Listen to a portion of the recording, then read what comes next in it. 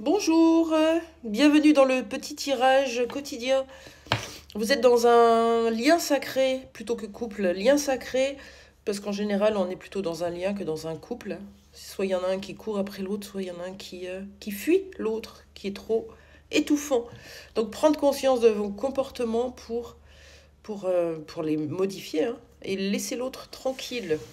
Nous sommes dans une semaine où on nous invite fortement à lâcher la corde, lâcher la ficelle, lâcher l'attachement, lâcher l'idée de se réunir à l'autre et vous occuper de vous, laisser l'autre tranquille. Si les choses doivent se faire, elles se feront, mais pas dans le forcing et pas dans l'assistance.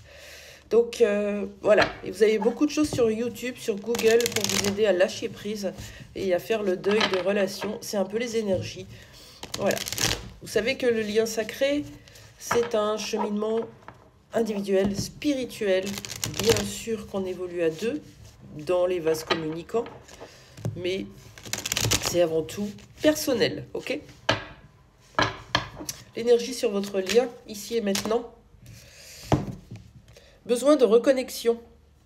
C'est pas vous, l'adulte, c'est votre enfant intérieur qui a besoin de contact, de toucher, de ressentir, d'être près de l'autre, d'être reconnecté. Ce n'est pas que votre enfant intérieur, c'est vos deux enfants intérieurs qui réclament ce rapprochement. Et les adultes, eux, ils sont dans des jeux d'ego. Donc vous pouvez ressentir des manques, envie de ressentir l'énergie de l'autre. Si vous ne ressentez pas, c'est pas qu'il y a un problème, c'est que l'univers vous protège et préfère que vous vous occupiez de vous. Voilà. Donc, pas d'inquiétude.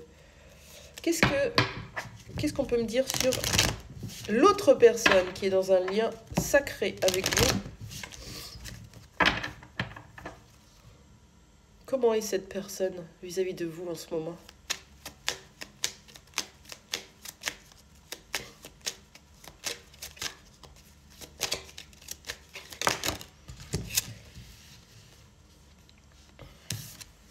L'autre, elle est bien connectée. C'est peut-être votre énergie yin, votre féminin sacré, qui est très bien connecté, qui reçoit les messages et qui se rappelle des mémoires de vie antérieures. Et dans l'énergie, dans une sorte de transmission énergétique, même télépathique, vous pouvez avoir les infos parce que cette personne vous enseigne les mémoires karmiques. Je pense que cette personne est pure, nettoie et par transmission vous enseigne ce qu'il s'est passé. Hein. Ok.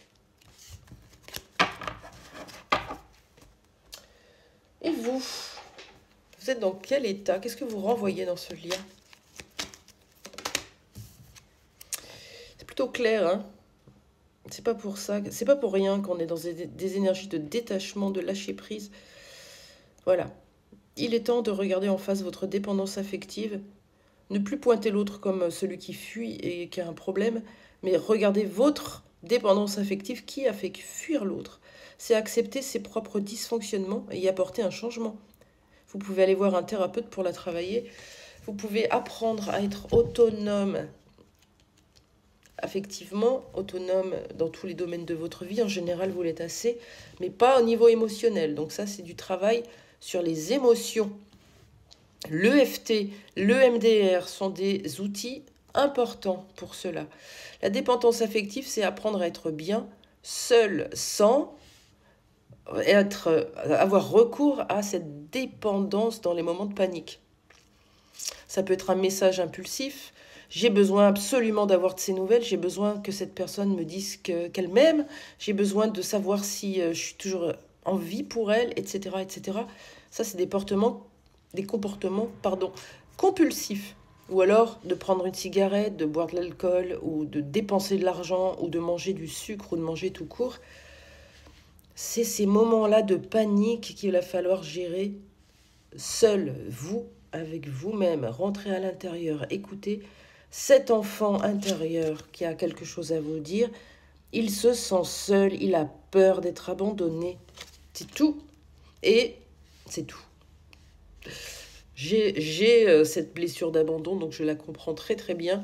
Et elle est très complexe, hein. Voilà, c'est pas à pas. Il ne faut pas penser qu'on revient toujours en boucle sur la même chose.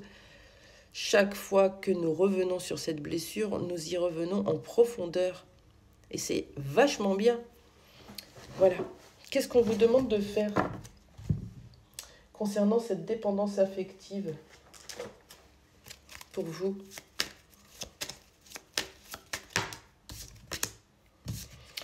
Ouais, vous avez fermé le coffre comme s'il y avait une pause, un arrêt dans votre vie. Je veux cette personne et rien de plus. Et ça me manque et ça m'empêche de vivre, ça m'empêche de bouger, ça m'empêche de réaliser des projets. Un peu comme si tout était coincé, bloqué. Vous êtes votre propre prisonnier. Vous allez apprendre à ouvrir votre cœur, à donner de l'amour à d'autres personnes, à partager du temps avec d'autres personnes, peut-être vous associer, peut-être faire des rencontres. Mais l'idée, c'est vraiment de sortir de cette obsession. Parce que cette obsession, l'autre la ressent et s'éloigne encore plus, hein. Alors oui, il y a un besoin de reconnexion commun, mais quand l'autre se reconnecte et ressent que vous vous agrippez comme ça, ben il repart. C'est compliqué, hein. En fait, il faut faire comme si la relation n'existait plus, quoi que vous ayez vécu, comme si c'était fini, parce que c'est passé.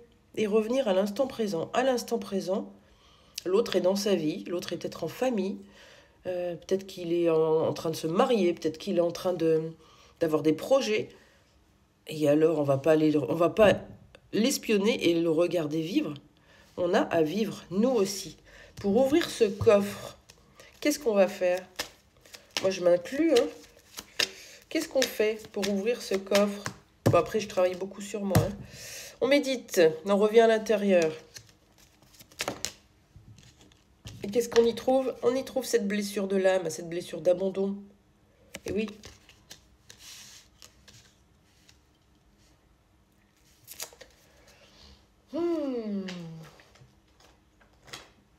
J'aime bien l'idée de la vie antérieure. Le flashback des vies antérieures, c'est important. Parce que ce sont des mémoires qui peuvent bloquer inconsciemment. Donc si vous avez une blessure de trahison qui se rejoue d'une ancienne vie, la trahison fait partie de cette incarnation, fait partie de votre lien. Et elle va venir impacter plusieurs pans. De quoi nous parle ce flashback de vie antérieure, s'il vous plaît? Donc on vous invite à vous occuper de votre enfant intérieur, de votre dépendance affective, d'ouvrir votre coffre, d'aller vraiment chercher ce qui vous fait du bien. Le coffre, c'est aussi le cœur, hein. La méditation pour aller guérir tranquillement cette blessure. Le flashback des vies antérieures. Ouais. Les problèmes, la bombe, ça explose. C'est quoi cette vie antérieure? Dans une vie antérieure, vous étiez déjà connecté, vous étiez déjà rencontré. C'était fort, c'était intense et malheureusement, il y en a un qui est parti. Pour plusieurs raisons, hein.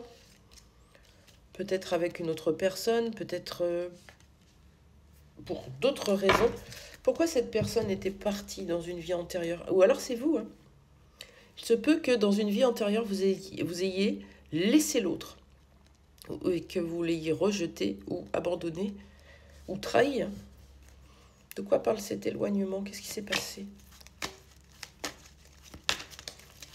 Je sais pas pourquoi on parle là-dessus, mais j'y vais. Ouais, il y a eu... alors, on parle de l'énergie du poisson, qui est connectée, intuitif, douce, bienveillante, amour inconditionnel, où on parle du poisson tout court.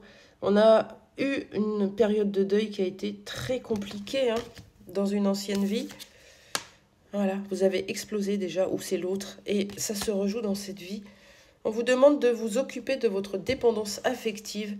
Prenez-la au sérieux, parce que tant que vous la vibrez, vous ferez fuir l'autre. Bonne journée.